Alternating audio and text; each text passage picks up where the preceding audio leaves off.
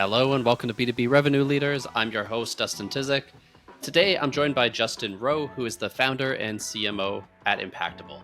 And we're diving deep on LinkedIn ads. And really, his whole take with LinkedIn ads is that they aren't too expensive. You're just doing them wrong. So we talk about common mistakes marketers make with LinkedIn, how to get started on a shoestring budget, a little bit about the power of programmatic advertising, and then finally, how to add LinkedIn ads to your ABM plan. On to the episode. Hey, Justin, welcome to the show. Hey, thanks for having me, man. Yeah, no, thanks for joining me. So obviously with you on the show, we're going to talk about LinkedIn. We'll talk about a few other things as well. Focus is going to be mostly LinkedIn. And I want to start with something you said before we got on air, which is, LinkedIn ads aren't too expensive. You're just doing them wrong is more than likely it. So let's unpack that. Yeah, and explain your thoughts there. Yeah, usually with that, LinkedIn ads being too expensive, it is kind of this stigma. And I think the main reason that people feel that way is usually it's a couple of things. Usually when people are first launching LinkedIn ads, the general progression is they've tried paid search, which is kind of a Google search. It's more of a transactional channel. They've probably then gone to Facebook, run a lead gen campaign, which is kind of transactional. Maybe they've invested in SEO, which is more long-term momentum building. But when they come to LinkedIn, they think it's going to be transactional as well. They launch a cold campaign to net new, never heard of you before prospects. So it's way different than Google, way different than Facebook. It's much more like SEO. So the cold initial investment of getting on people's radar who aren't expressing interest and don't have those intent signals, that is definitely expensive. You're almost always going to lose money on that layer. And a lot of people just quit right there after running, cold LinkedIn ads for 90 days. They say it's too expensive and they give up. So my whole thing is, yes, I completely agree with that.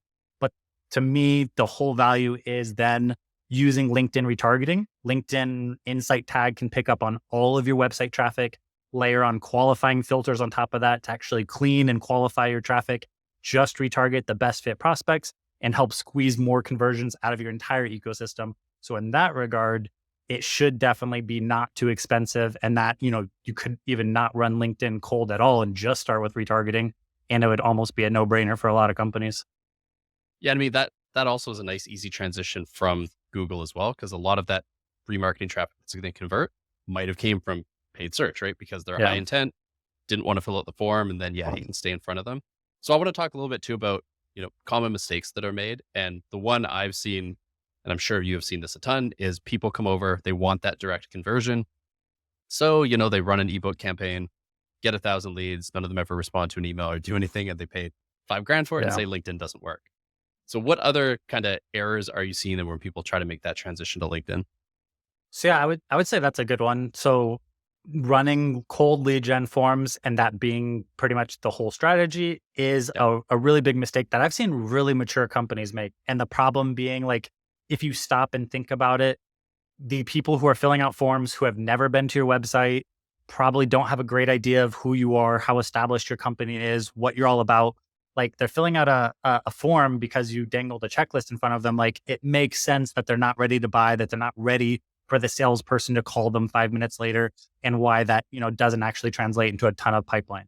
So an easy way to transition that would be, if you have other efforts that are generating website traffic, simply move that lead gen form to the retargeting and have some kind of trigger. They visited your website, they visited your company page, they interacted with some of your ads already, and then they see the lead gen form. They filled that out. They at least know who you are, what you're about. There's a way better chance that they're willing to jump on a call with you or move to that next step. So I would say that's a big one. The other one is, because people a lot come from Meta or Facebook and then come to LinkedIn, they have these views about, it's mature marketers too that make this mistake, because LinkedIn is just way different. Its algorithm is not to be trusted. So with Meta, the kind of consensus is, you can trust their algorithm, you can go broad, you can let it kind of find your prospects.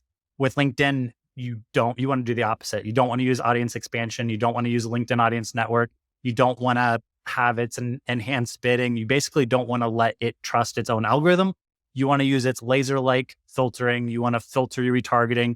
And then the other big thing that I would say people kind of make a mistake is maybe not using enough layers or proper saturation. So one of the things is they kind of they'll roll out big spend to small lists. They'll oversaturate that with only like a couple of creatives in there. and it really doesn't have the greatest impact. And usually it's like very commercial marketing. I am really kind of in touch or feel that the demand gen movement has a lot of like good reasoning behind it. And part of that is with a channel like LinkedIn, I think you should be using that content or that avenue to deliver assets that build trust and credibility with your warm target audience to help move the needle from, hey, I know who you are, to I trust you, take my money and, help me. So I think that's how people should be using it, and definitely not as like a transactional medium like they might be used to in other scenarios. Yeah, the nice thing about that, about serving different types of creative, is there are so many different ad formats as well Yeah. that you can mix up and tie together. We, like, full transparency, we work with you guys. We run a lot of LinkedIn ads, and we found certain types of ads have worked better for us personally. Like, we're a video company, so video is killer for us in the cold layer, funnel people Yeah. down to remarketing, keep hitting them with video. But as someone, say they're new to LinkedIn, they're going in, they're like, wow, there are a lot of objectives, a lot of ad types. What do you recommend people start with? Like, let's say they just start retargeting ad types. What do you do? So single image is still like the bread and butter for most organizations, and single image on the cold, single image on retargeting, that's still a decent format. I would say in retargeting, I'm a huge fan of running these other ad types, spotlight, text, and follower ads for a lot of companies. They're super high impression. They're usually low cost, especially in the retargeting layer. And that, especially, I feel like if you look at the frequency of those, you can almost guarantee that your logo is showing up on your prospect screen almost every time they're logging into LinkedIn. If you have like a tight retargeting group and you have those layers on there, to your point, video is kind of one of the best formats, I think, for LinkedIn. It's still underused and it's still really powerful. And then on top of that, I would go one step further. Thought leader ads are probably the best performing ads right now. And thought leader video ads, in my opinion, which are really rarely used just because most people don't have the right video assets. And then most people aren't trying to pair thought leaders with video, but that's a really powerful format that I would recommend as well. Yeah, we've tried those as well, and actually ran the comparison of me posting it on my personal page, getting a little bit of organic, likes, comments. So there's a bit of social proof there, and then Yeah. running the ad versus cold running from the company. And yeah, definitely outperformed on the thought leader side, because it's an actual person. It's not like Yeah. a company that, is trying to sell you stuff. So, LinkedIn is always rolling out new things as well. You probably are one of the first to see most of the new things, given your Yeah. partnership with them. I'm curious for 2024, like, what are you excited about that's changing, or you're excited about trying on LinkedIn? So a couple of things is they just rolled out, I think in the last week, you can now sponsor articles, which doesn't Oh, okay. sound like a life-changing thing, but I am actually excited about that for a couple of reasons. Number one, I didn't realize this until recently, but LinkedIn articles do really well on ranking on Google. Like they have SEO properties, whereas the more I'm often searching for LinkedIn related stuff, and I more and more I see articles popping up on page one, which makes me want to put out more articles. And now I see we can sponsor articles. So I do think that's really interesting for a couple of reasons, because one, an article that you publish becomes like an evergreen asset on your profile. People can see that it continues to exist. It's not like a post where you post it and it's just like buried forever. People who visit your profile, they can uncover your articles and they're kind of there as an asset. And then they have SEO benefits now, and now you can amplify them with spend. So I think that's a really good opportunity. The other one that I'm kind of excited about for a lot of our people would be the CTV.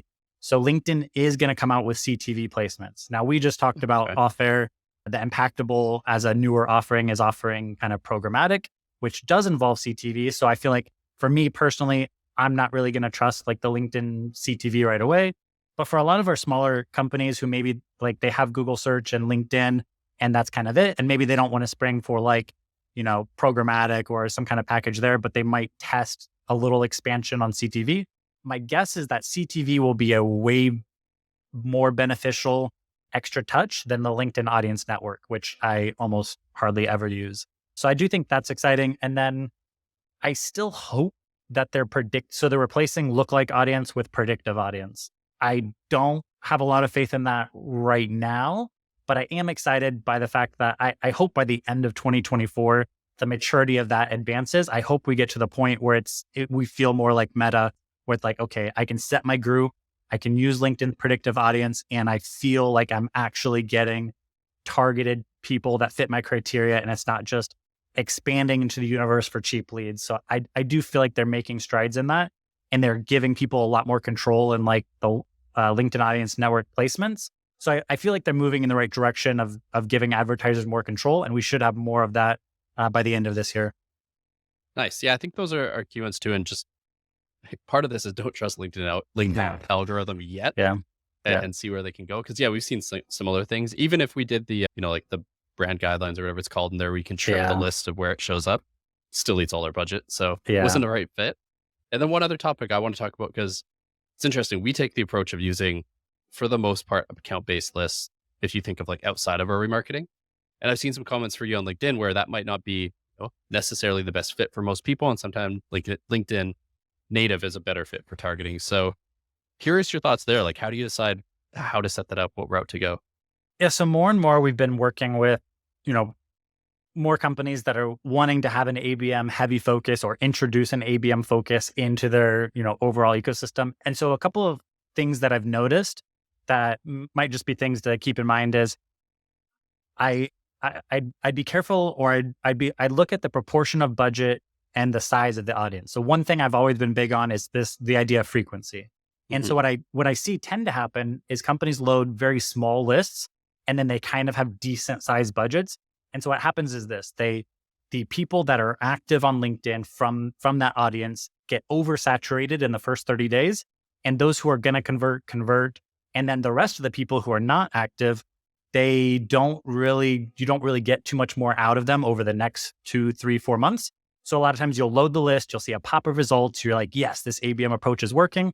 And maybe you let it be on autopilot for the next 3 months. And then you realize that was it. The first month was where you got a good ROI and you lost money the next 3 months. So my suggestion would be keep an eye on frequency and tailor the budget to the audience size. So what you might find is, okay, I have a 3,000 person list that I'm uploading. I don't need a $200 a day budget to this. I could probably run $25, $30, $40 a day to this. And if I do have $200 a day budget for cold, I could then supplement a native targeting group that has a little more range, that can eat up more of the budget and have more runway. So I want to slow burn that small list, because if you do it that way, if you do a smaller budget, you'll see results in month 1. You could probably see a positive ROI. In month 2, the results you're getting from that are still so you could slow burn it, and you could probably stretch out how much positive impact you're getting from it, versus trying to burn it really quick and then you give up on all the semi-active people because it's very diminishing returns after that. So that would be my big suggestion, I guess. Yeah, that's actually similar to what we're doing. So that's good to hear. We target a few different industries, right? So some of them are quite small, and one of them is even like an 800 company list, which is 2,000 or 3,000 people. Nice. And same thing, very minimal. Whereas our overall SaaS list, more budget, more ad types, there's more going on there. So I think that's interesting. And we've hinted on programmatic, Google ads. Offline, we talked about outbound, how that all fits together. So I'm curious, how do you go through tying this all together? Because I know you're basically running on all those channels right now. So how do you think through where to spend, what to try? In my mind, I think of marketing. I really like this idea of marketing as almost like an ecosystem. So almost like a garden, a natural, and when you think of it in those terms, it's less of these siloed funnels that need to stand independently. It's more of this flows into this and this enhances that. So I think of it like this. Usually, start simple. Google search and SEO, paid search and SEO, those are usually foundations. You're trying to get in front of people that already are looking for what you do. You're trying to rank for high intent keywords, attract that kind of attention. Then the very next step in my mind is the problem that represents, if you do that well, is you get a lot of traffic, but it's unqualified traffic. You don't necessarily know their position title, their company size, their industry. When they're searching for that, you just know that it's more likely that they have intent. So you're getting transactional leads, but then you still have this big group of audience that's kind of unfiltered. And you don't necessarily want to retarget everyone, because the more traffic you get, the more diluted that is. So LinkedIn retargeting makes sense as a next step, because it can clean and qualify that traffic, just retarget your good fit people. So I would actually go paid search, SEO, then I would go LinkedIn retargeting. then I would probably come back and add LinkedIn cold, because at that point, the way to scale, you can't continue to scale Google endlessly because you can't force people to search more for your term unless you create more demand. So then you come back and you introduce another channel that gets in front of net new prospects and creates some demand. LinkedIn cold could be a good channel for that. And then I would layer on, after you scale that a little bit, and then maybe increase LinkedIn retargeting again. Maybe you try to scale your Google search a little more, your SEO picks up traction. Then I would spread out my retargeting to maybe Meta and also programmatic, try to widen the net, because not all these people, as amazing as LinkedIn retargeting is, not all of your website visitors are also active on LinkedIn.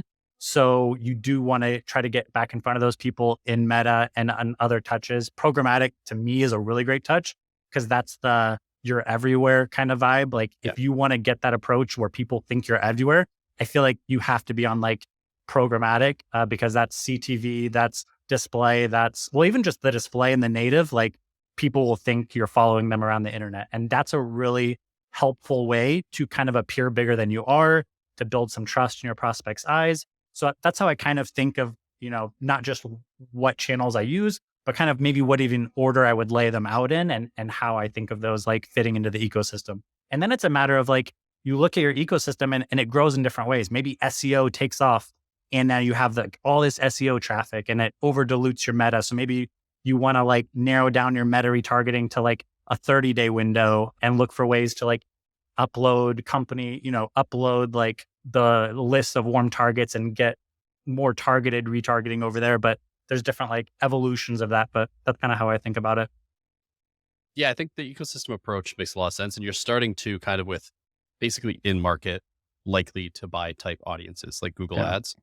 So people, like we sell video production, right? People probably aren't going to just Google video production services for no reason, for fun. They're likely trying to find a way, or in your case, like LinkedIn ad agency. Yeah.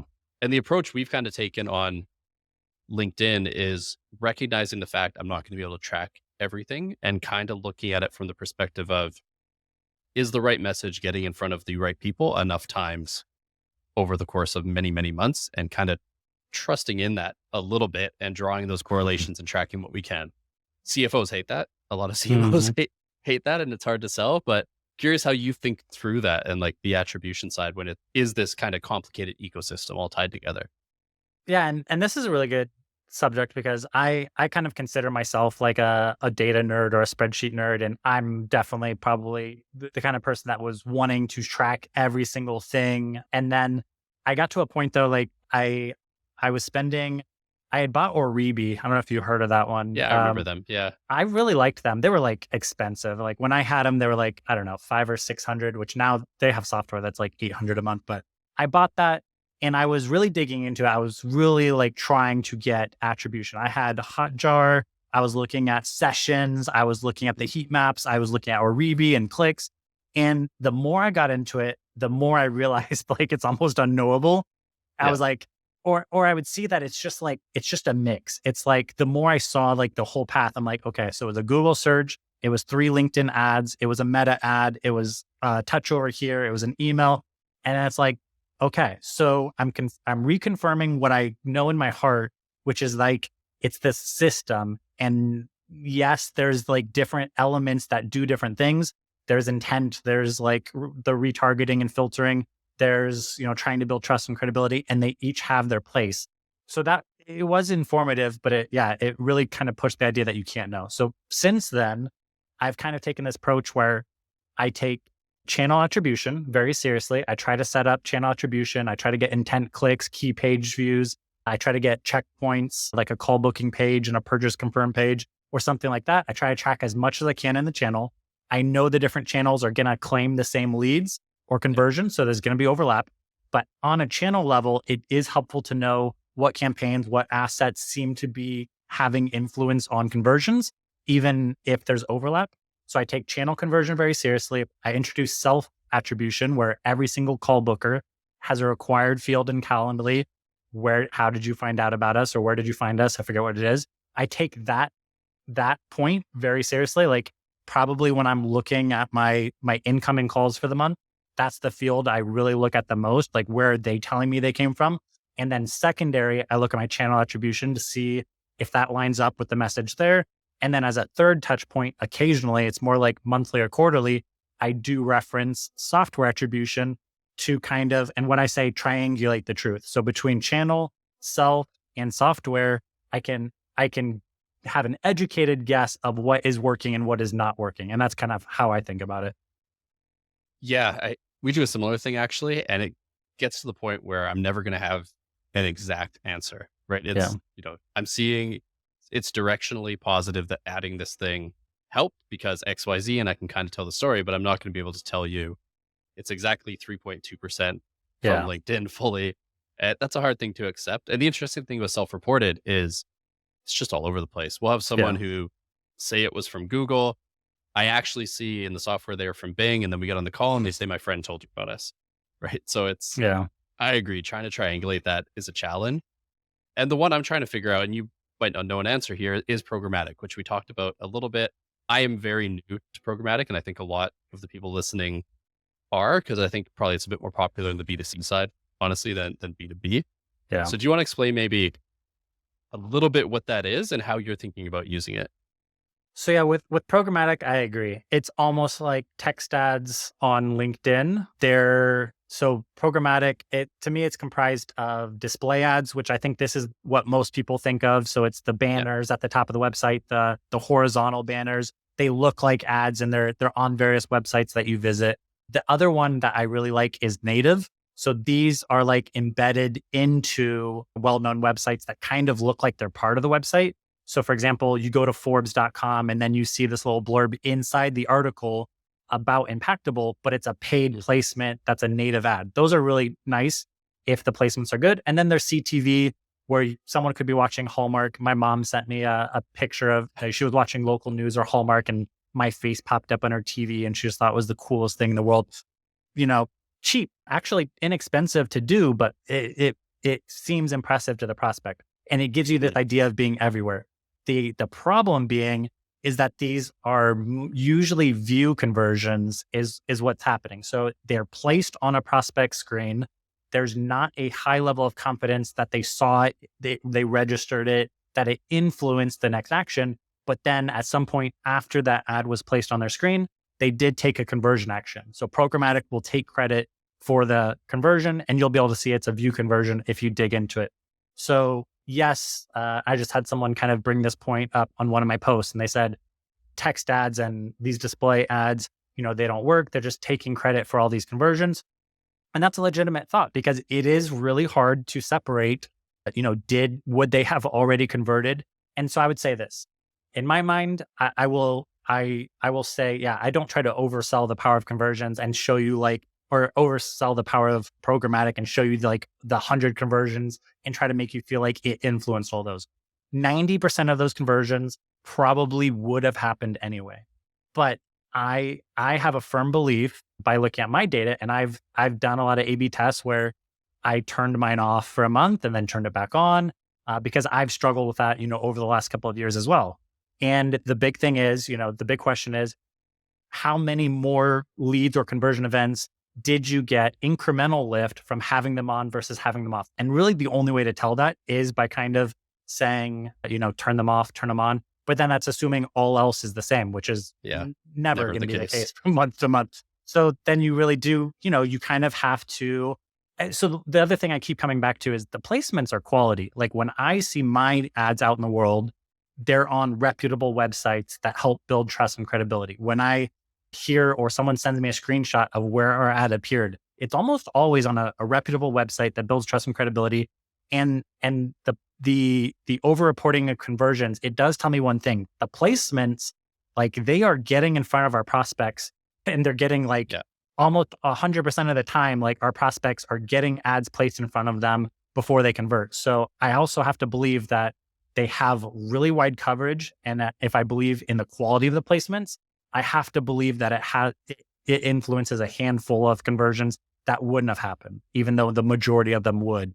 And then you just kind of have to look at the value, how many incremental more call bookings would you have to get for an extra $2,000 or $1,000 a month of programmatic be worth it to you? And do you think you're getting that? And maybe, turn them on and off a few times to try to see. But you're not going to get to a perfect answer.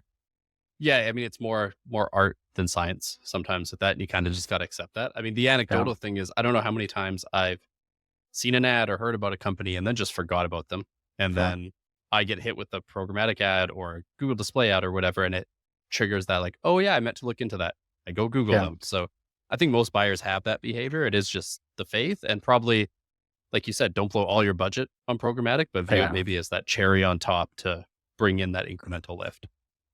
Yeah, and I do think too, the other thing I think of when I leave a website and I get targeted on like, 5 different websites over the next week, like in my mind, I'm thinking, they must be legit. Like that's I don't know why, but like I've always thought that. And then the more I learned about marketing, I realized like, okay, I could be a small pocket of 500 people they're trying to stay in front of, and they could, no one else in the world could know who they are. But to these 500 people, this company is like the most visible player in this space. And that's really powerful. So, I've always thought that as a consumer, when I get targeted and they're everywhere, that's powerful to me. And then when I learned how easy programmatic was to kind of deploy and inexpensive it was as an extra touch, like that was really appealing to me to be able to convey our brand that way. Yeah. And I mean, I think you hit on a good point there too, that like in your case, when you want your buyers, when they hear LinkedIn ads, to think impactable and just like have that association. And you're never going to be able to measure that fully, but that's kind of our approach as well. When we want people, when they hear customer testimonials, to think of us, and we're going to stay in front of them and try to make that reality. So I think there's, we talked about a bunch of topics here. I know you post and give away a lot of free content. I've stolen a lot of your ideas on YouTube before we were a customer. So for our listeners, if they want to either connect, consume some of that content, where should they go to learn more? Yeah, you can check me out on LinkedIn. That's probably my bigger following is Justin Rowe on LinkedIn. And then way less of a following, but I'm actually really proud of our YouTube channel. It's like 2,500 subscribers or something, but that was actually a lot harder to achieve. And there's a much bigger resource there. I have a playlist that's just like LinkedIn Ads 101, and it reads almost like one of those $300, $500 courses, how to install the insights tag, how to launch your first campaign, how to choose, the targeting. So it's pure gold in there. And I put a lot of effort into that. So if you look up Impactable on YouTube, that's another good place to check us out. Or I guess our website also, impactable.com. You can also visit there. Cool. So I'll include all those links. I personally vouch for the YouTube one, especially the playbooks on like, if you have X amount of budget, here's what you should do. Because that's actually how we got started on LinkedIn. Now we're spending a bunch more. So Justin, thanks for joining me on the show. Lots of good takeaways there. Really appreciate it. Thank you so much for having me. Thanks for listening. My key takeaway is the focus on an ecosystem that combines multiple paid channels and organic. So, I mean, that's truly how buyers make purchase decisions. They look all over, they go to different sources. So really focusing on that ecosystem and just the fact that you want to keep the right message in front of the right people at the right time. The other key takeaway here really is just measure what you can, but don't stress about the stuff that you can't. Attribution is more of an art than a science nowadays, and you kind of got to just accept that. So if you enjoyed this episode, please head on over to Apple Podcasts and leave a review, and I'll be back next Tuesday with a new episode.